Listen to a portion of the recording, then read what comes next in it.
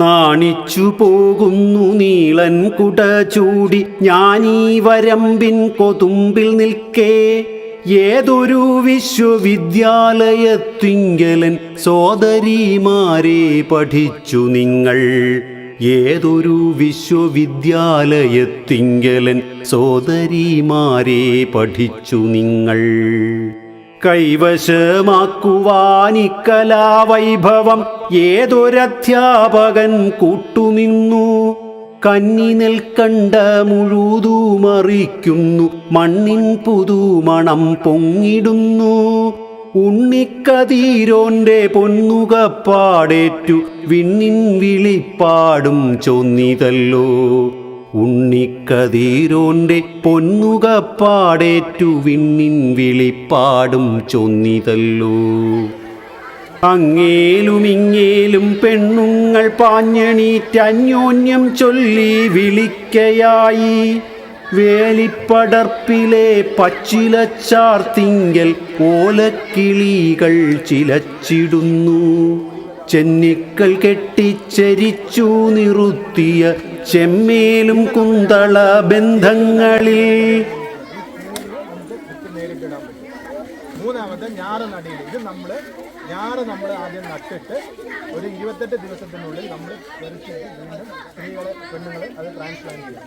ഇത് തന്നെ ഇപ്പം മെഷീനിൽ നമുക്ക് ചെയ്യാൻ പറ്റും. മെഷീൻ നടീൽ എന്ന് പറഞ്ഞാൽ പായ പോലെ നമ്മൾ ഞാറുണ്ടാക്കും. പായ ഞാറ്റടി എന്ന് പറയുന്നത് ഞാറ്റടി ഉണ്ടാക്കുന്നത് പ്ലാസ്റ്റിക് ഷീറ്റ് നിലത്ത് വെച്ചിട്ട് അതിൽ നമ്മൾ നെല്ലിട്ട് പാടിയിട്ട് അതൊരു 15 ദിവസം കഴിയുമ്പോൾ ഫുള്ളിങ്ങനെ പായ പോലെ നമുക്ക് ചുരുക്കിയെടുക്കാൻ പറ്റും.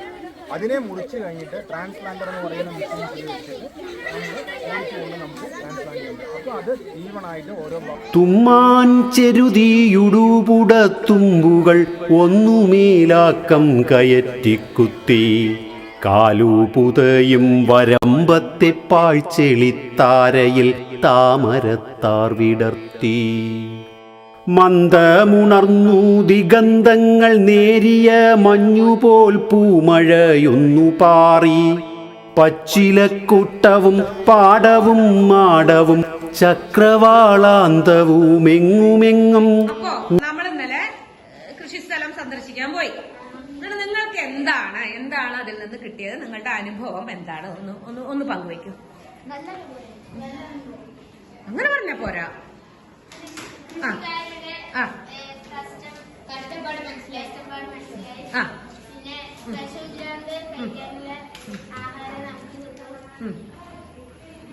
പിന്നെ അതിൽ കൂടുതൽ നെൽവിത്തനങ്ങളുടെ പേരൊക്കെ പറഞ്ഞു തന്നു അല്ലേ? ഏതൊക്കെയായിരുന്നു?